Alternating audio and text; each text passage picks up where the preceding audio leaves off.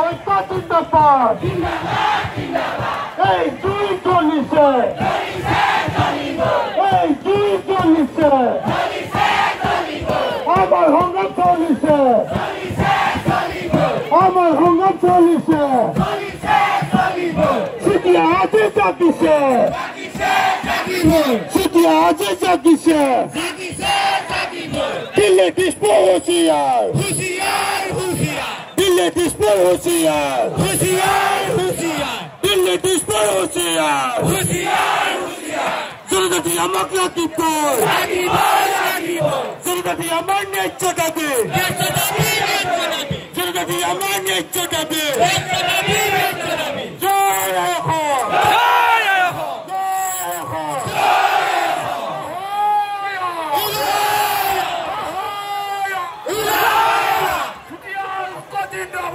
জিন্দাবাদ জিন্দাবাদ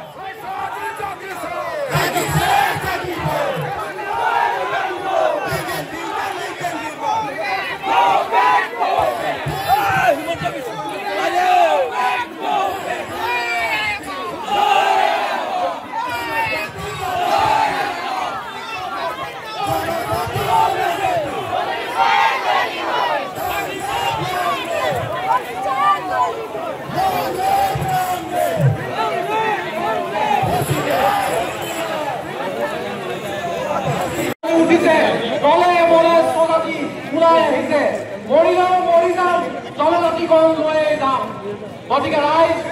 অসম এখন বিভিন্ন জাতি জনগোষ্ঠীৰ মিলনভূমি বিভিন্ন সংস্কৃতিৰ অসম এখন বৈভৱপূৰ্ণ অত্যন্ত চহকী ৰাজ্য কিন্তু আজি অসমৰ ভূমিত যিদৰে বিদেশী আগ্ৰাসন ঘটিছে বিদেশী আজি ধলগিৰি মানুহৰ ওপৰত যিদৰে উৎপীড়ন চলাইছে আমাৰ ভূমিৰ অধিকাৰ আজি চলে বলে কৌশলে বিদেশী মলিক গোষ্ঠী আজি তেওঁলোকৰ হাতলৈ লৈ যোৱাৰ উপক্ৰম হৈছে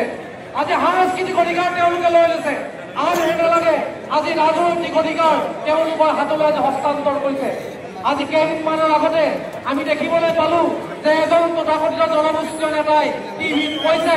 যে কোচসকলে তেওঁলোকৰ এজন বৌদ্ধ দত্ত যেতিয়া মাজুলীত এমএলএ হৈছিল তাৰ কাৰণে দুখ পাইছে কিন্তু বৰ্তমান সময়ত যে বিদেশী মন্ত্ৰী হৈছে তাৰ কাৰণে তেওঁলোকে কি সুখ পাইছে নেকি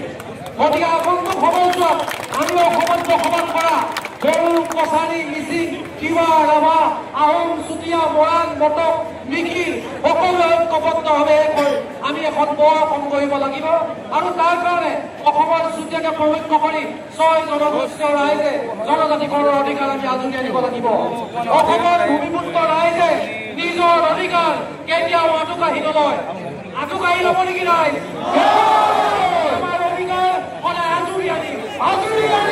চুতীয়া জনগোষ্ঠীয় ৰাইজে নিজৰ অধিকাৰ কেতিয়াও আঁঠুকাঢ়ি নলয় আমি আমাৰ অধিকাৰ সদায় আজৰি আনি আৰু তাৰ কাৰণে আমি বদ্ধপৰিকৰ হওঁ আজি আমি ধেমাজি চহৰৰ পৰা অসম চৰকাৰ তথা কেন্দ্ৰীয় চৰকাৰক শেষবাৰৰ কাৰণে সকিয়নি প্ৰদান কৰিছো চুতীয়াসকল আজি জাগিছে যুগ যুগ ধৰি চুতীয়াসকলক যি প্ৰতাৰণা কৰিছে যি প্ৰবঞ্চনা কৰিছে এই প্ৰতাৰণা প্ৰবঞ্চনা আজি পুনৰ প্ৰকাশ কৰিছে আজি যি আন্দোলন হৈছে এয়া প্ৰকাশ কৰি আন্দোলন নহয় এয়া বছৰ বছৰ ধৰি চুতীয়া জনগোষ্ঠীক কৰে প্ৰতাৰণা আৰু প্ৰবঞ্চনাৰ পুনৰ প্ৰকাশ কৰিছে গতিকে শ্ৰদ্ধেয় ৰাইজ আপোনালোক সকলোৱে একত্ৰিত হৈ অসমত বসবাস কৰা প্ৰত্যেকটো ভূমিপুত্ৰ জনগোষ্ঠীয়ে আমি ঐক্যবদ্ধভাৱে অসমখন ৰক্ষা কৰিব লাগিব অসমৰ ভূমি অধিকাৰ ৰক্ষা কৰিব লাগিব আৰু ৰাজনৈতিক অধিকাৰ আমি ভূমিপুত্ৰ মানুহৰ আদৰণি ৰাখিব লাগিব গতিকে আমি আগন্তুক সময়ছোৱাত যদিহে আমাক জনজাতীয় মৰ্যাদা প্ৰদান নকৰে তেনেহ'লে আমি ইয়াতকৈ উজংগী আন্দোলন গঢ়ি তুলিবৰ কাৰণে বদ্ধপৰিকৰ হয় বহুত বেছি দীঘলীয়া নকওঁ ইয়াৰ পিছতে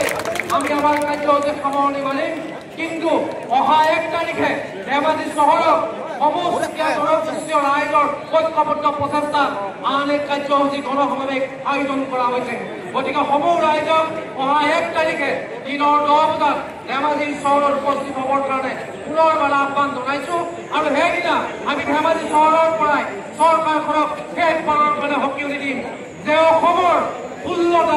সমষ্টিত চুতীয়া জনগোষ্ঠীয় ৰাইজে নিৰ্ণায়কৰ ভূমিকা পালন কৰে যদিহে 26ৰ আগত আমাক যদি জনজাতীয় মৰ্যাদা প্ৰদান কৰা নহয় তেনেহ'লে 40,000 50,000 ভোট দি আমি কাৰোবাক জিকাৰিব নোৱাৰিব পাৰোঁ, কিন্তু 20,000 15,000 ভোট কাটি আমাক ভোটৰ পৰা দলবিলাকক আমি নিশ্চিতভাৱে উচিত প্ৰত্যুত্তৰ প্ৰদান কৰিম। আমাৰ মাজত বিভিন্ন ধৰণৰ ৰাজনৈতিক সমানৰ ব্যক্তি আছে। কোনোবাই যদি কংগ্ৰেছ কৰিছে, কোনোবাই বিজেপি কৰিছে, কোনোবাই যদি এজেপি কৰিছে, কোনোবাই অসম গণ পৰিষদ কৰিছে। গতিকে সমূহ ৰাইজক আমি এই সময়ত এটা কথা আহ্বান জনাম যে আগন্তুক সময়ছোৱাত জনগোষ্ঠী ভৱিষ্যতৰ সুৰক্ষাৰ কাৰণে 26ৰ নিৰ্বাচনত এইবাৰ আমি সকলোৱে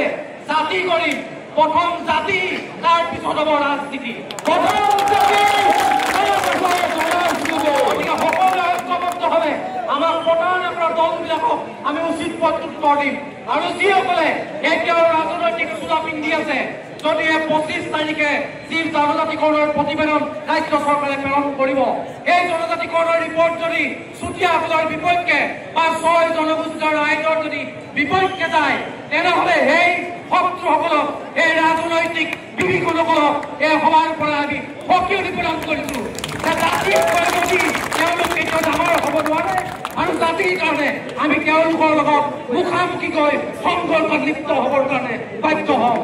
গতিকে শেষত সকলো ৰাইজক আমি এটা কথা পুনৰ আহ্বান জনাম যে আজি আপোনালোকে যি ধৰণে আমাক এই ধৰণৰ সঁহাৰি জনালে, আগন্তুক সময়ছোৱাতো জনগোষ্ঠীয় স্বাৰ্থত, অসম আৰু অসমীয়াৰ সুৰক্ষিত ভৱিষ্যতৰ স্বাৰ্থত, অসমৰ ৰাজনৈতিক অধিকাৰ ভূমিপুত্ৰ মানুহৰ হাততে চিৰদিন অনাদি অনন্তকাললৈ সুৰক্ষিত হৈ থকাৰ স্বাৰ্থত আমি ঐক্যবদ্ধ হ'বই লাগিব। ইয়াকে কৈ মোৰ চমু বক্তব্য সামৰণি মাৰিছো। সুস্থ সন্মানগিৰি স্মৃতিৰ আঁৰে মুক্তি বাহিনীৰ পতাকা, ঢাল তৰোৱাল সোণালী বিৰাম, কুন্দিলৰ জলৰাশি দৌতে সাজনি জীয়াই আছে। স্বাধীনতা আমাৰ দুৰ্বাৰ আকাংক্ষা, কাৰ ফাই ধনু ধৰি ৰঙা চুতীয়া ডেকা